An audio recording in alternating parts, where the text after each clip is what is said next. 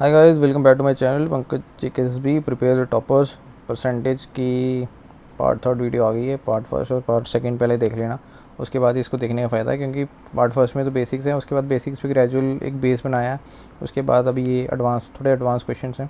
ठीक है, बस इनको कर लोगे, इसके बाद कहीं भी जाने की जरूरत नहीं है। Specially for JKSB exam, SSC GD exam, CGL के लिए अगर आप जाते हो तो मैं सीजीएल के लिए पढ़ा सकता हूँ, ऐसा कुछ नहीं है। तो ये मतलब ये बेसिकली जेकेएसबी एग्ज़ाम के लिए सफिशिएंट है, मोर देन सफिशिएंट है। ऐसा कोई क्वेश्चन नहीं होगा जो आपने यहाँ पे कर लिया और उसके बाद आपको प्रॉब्लम आ रही है मैथ्स में।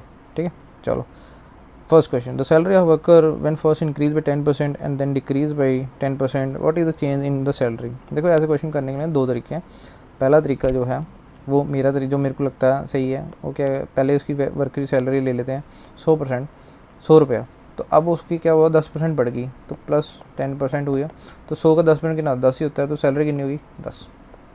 100 का 10% बढ़ी मतलब 10 रुपये बढ़ी, तो सैलरी कितनी 110। अब 110 सैलरी है, फिर उसको बेचारे को 10% कमी होगी, -10%। अब 110 का 10% कितना होगा 11, तो सैलरी कितनी होगी 99। तो पहले सैलरी थी 100, फिर सैलरी होगी 99, तो 100 से सैलरी होगी 99। कितना फ़र्क पड़ा, 1 का फ़र्क पड़ा, -1 का फ़र्क पड़ा। तो 1 का फ़र्क किससे पे पड़ा, 100 पे पड़ा। तो परसेंटेज बनाने के लिए मल्टीप्लाई 100, तो कितना आ गया -1%। ठीक, ये चीज़ है। एक्चुअली इसमें क्या होगा ना, मतलब तुम्हें कोई भी परसेंटेज दी होगी, जैसे पहले 20% दी है, फिर 25% दी है, तो तुम्हें पता लगेगा, मतलब इसमें पता लग जाएगा। अब दूसरा जो तरीका है वो है फार्मूला। मैं ज़्यादा फार्मूले प्रेफर नहीं करता, लेकिन तब भी कई फार्मूले होते हैं। ठीक है, अगर इसको पता नहीं लगा, एक बार फिर से वीडियो मतलब रिवाइंड करके देख ले, आपको समझ लग जाएगा। ठीक, अच्छा, तो सैलरी ऑफ द वर्कर, तो इसमें क्या है, पहला इसमें होता है A + B + A × B/100। ठीक है, इस केस में A कितना है 10%, B कितना है -10%, क्योंकि B क्या है घट रहा है, तो माइनस ले लेना है। ठीक है, तो A इसी फार्मूले का मैं लिखूँगा, A की वैल्यू पुट करेंगे 10 प्लस B कितना है -10 प्लस A कितना 10 मल्टीप्लाई B कितना है -10/100। ठीक है, तो ये आ गया 10 -10 प्लस नहीं आएगा, माइनस आएगा, क्यों 10 × 10 100 -100 हो जाएगा अपॉन 100। तो ये से कट गया और ये 2 से 2 कट गया, तो कितना आ गया -1 का मतलब डिक्रीज़ परसेंटेज। ठीक है, इसमें कन्वर्ट करने की जरूरत नहीं, क्योंकि जो ये 10 है, ये 10 है। ठीक है, ये परसेंटेज में लिया, तो जो आंसर आएगा वही परसेंटेज आएगा। ठीक है, तो ये है फार्मूला है, देख लो आपको जो तरीके से बेटर लगता है। लेकिन फार्मूला से क्या है, फार्मूला हर जो चैप्टर है उसका अलग फार्मूला होगा, हर टाइप का अलग फार्मूला हो जाएगा, तो इतना सही नहीं रहता। एक तरीका होता है, उससे सारे क्वेश्चन निकल लेते हैं। अच्छा, अब ये क्वेश्चन है, तो इसमें क्या है कि 17 1/2% ऑफ 3 1/4% ऑफ 33 1/3% ऑफ 7200, इसको किसके बराबर है।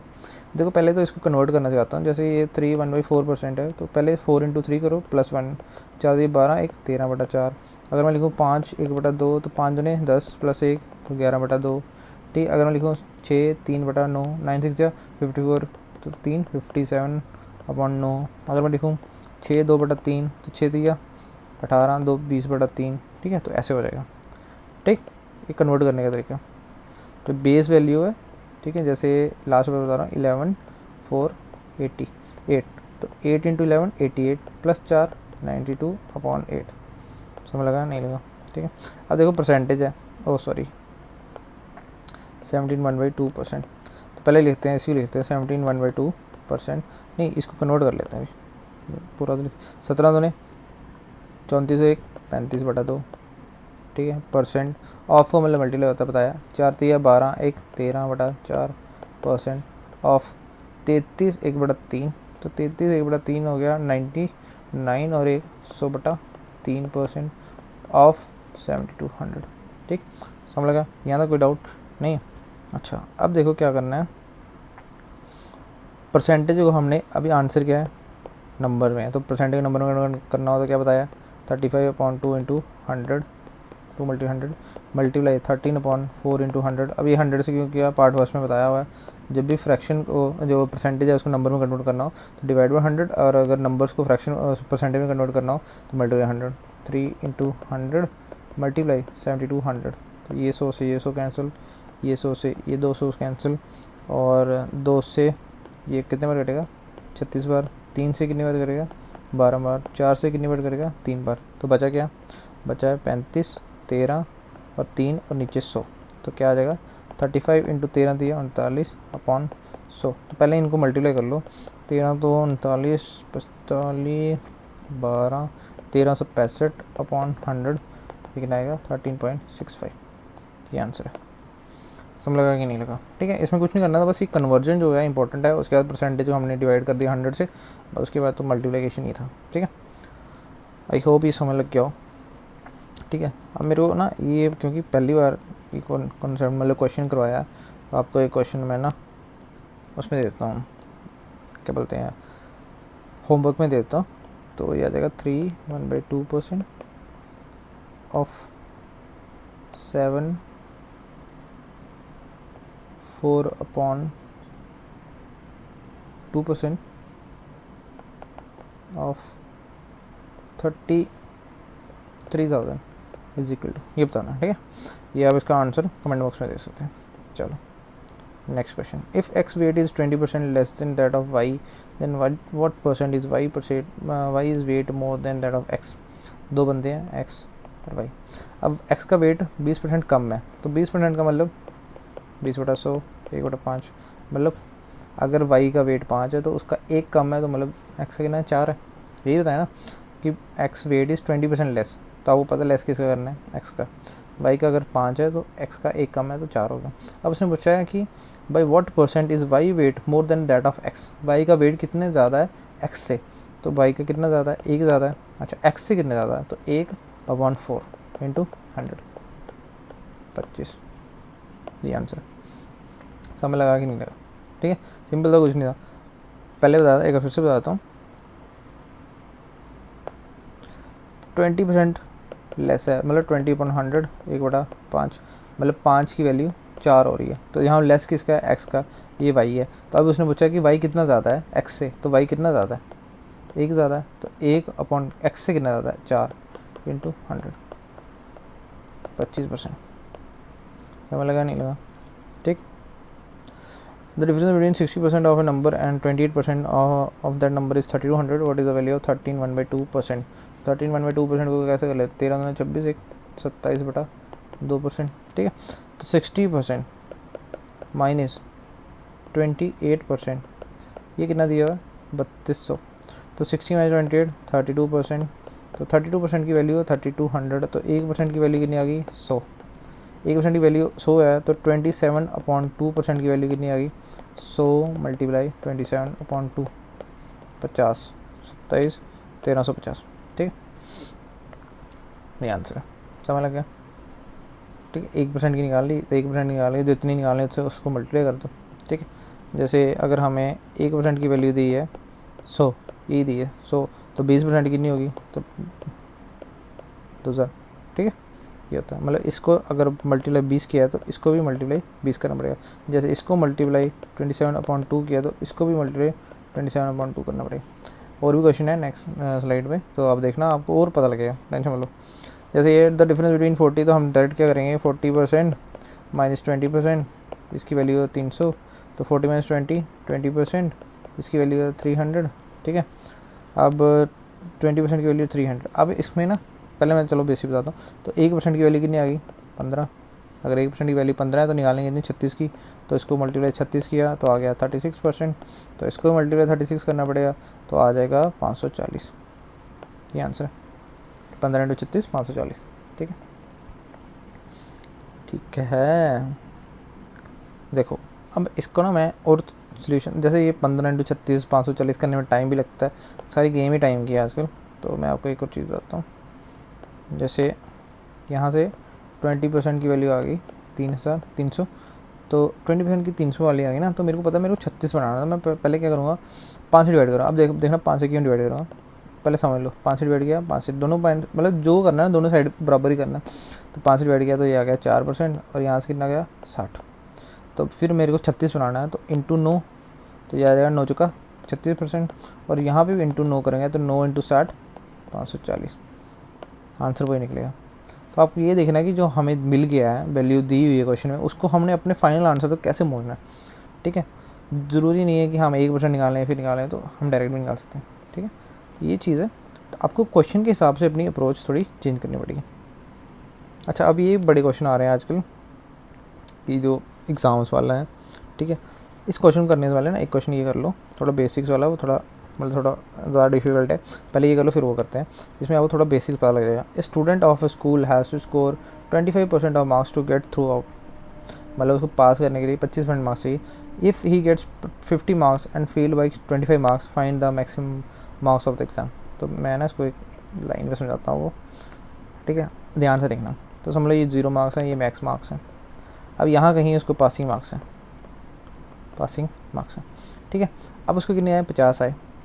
अच्छा मेरे को ये बताओ 50 मार्क्स उसके आगे, फेल कितने से, 25 मार्क्स से। तो मतलब उसको पास होने के कितने मार्क्स चाहिए थे, 50 + 25, 75 मार्क्स। मतलब ये 75 मार्क्स जो है यही पासिंग मार्क्स है। जो 75 मार्क्स हैं यही पासिंग मार्क्स हैं, ठीक है, समझ लगे। उसके 50 आए, अगर आपके 50 मार्क्स हैं, आपको बोले 25 नंबर फेल हो गए, इसका मतलब कितने नंबर चाहिए थे पास। अब जैसे 33 नंबर होते हैं, आपको बोलो 20 नंबर, आप क्या है, आप 13 नंबर से फेल हो गए, तो आप 20 + 13 करोगे तो इसका मतलब 33 नंबर आप बन गए ना। तो वैसे अगर आपके 50 आए और 25 नंबर से आप रह गए, तो मतलब पासिंग मार्क्स कितने थे, 75 नंबर से, ठीक है। तो अब इतना समझ लग गया, तो अभी इसको हम मिटा देते हैं। तो मतलब हमें ये पता लग गया 75 मार्क्स पासिंग थे, और परसेंटेज में कितने थे, 25%। तो 25% अगर पासिंग है और उसी पासिंग मार्क्स के वैल्यू है 75, 25% पासिंग है, परसेंटेज में 25 है और मार्क्स में 75 है, ठीक है। अगर ये परसेंटेज और ये मार्क्स, ठीक है, ये पासिंग है। अगर हम परसेंटेज की बात करें, हम बोलेंगे 25% पासिंग है। अगर हम मार्क्स की बात करेंगे तो बोलेंगे 75% मार्क्स पासिंग है, ठीक है। तो 75 की वैल्यू 75 है, तो उसमें बोला टोटल मार्क्स, तो मैक्स, तो इंटू 4 करेंगे तो ये 100% ही होते हैं ना टोटल मार्क्स। तो इसको भी इंटू 4 करेंगे तो ये कितना आ जाएगा, 300। आंसर समझ लगा कि नहीं लगा, बड़े ध्यान से, ठीक है, समझो, क्योंकि कॉन्सेप्ट न्यू है, अच्छे हैं, और ऐसे कोई नहीं समझाएगा आपको, एक्स लेके ये लेके वो लेके जो मर्जी करते रहो, लेकिन उससे कुछ नहीं होगा, ठीक है। उल्टा एक्स को याद करोगे और कुछ नहीं होगा। तो ये है, देखो ये समझ लो 0 मार्क्स और ये मैक्स मार्क्स, ठीक है। ये यहाँ कहीं पासिंग मार्क्स। अब उसने बोला 50 नंबर तेरे आ गए, लेकिन साले 25 से रह गया, ठीक है। तो 50 + 25 75 मार्क्स, ठीक। अब 75 मार्क्स पासिंग थे, परसेंटेज में कितने हैं, 25%।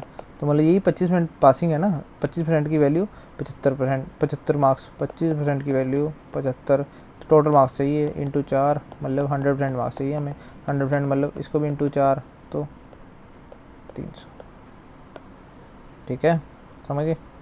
अब ये देखो, सुनीता स्कोर्ड 66% मार्क्स, तो फिर से ये आ गई, चलो एक पे। तो सुनीता जो है उसकी 66% यहाँ का ही मार्क्स है, 66% मार्क्स है, ठीक है। Which is 50 marks more then secure pass marks. तो ये कोई पासिंग मार्क्स लगा लो आप, ये लगा लो पासिंग मार्क्स, ठीक है। तो यहाँ से लेके यहाँ तक कितने सुनीता के ज़्यादा, 50 मार्क्स ज़्यादा हैं, तो 60%, ठीक है। गीता स्कोर 38% मार्क्स, तो गीता को 38% मार्क्स, मतलब गीता को यहाँ पे आया कहीं 38% गीता, ठीक है। और ये कितने मार्क्स से फेल होगी, 6 मार्क्स से फेल होगी, ठीक, समझ लगे। यही है ना, जो सुनीता है उसकी 66% मार्क्स हैं और ये पासिंग मार्क्स से 50 ज़्यादा है, और जो गीता है उसकी 38% मार्क्स है और ये पासिंग मार्क्स से 6% पीछे है, ठीक है। तो मतलब जो पासिंग मार्क्स है वो 38% से 68% के बीच में है। अब जो 38 और 60, मतलब ये पूरा, ये कितना गैप है, ये गैप है 38 से 66 का, तो कितना होगा 38 को 66 से माइनस करो, तो 2 40 26 28%, ये गैप कितना है, 28% है।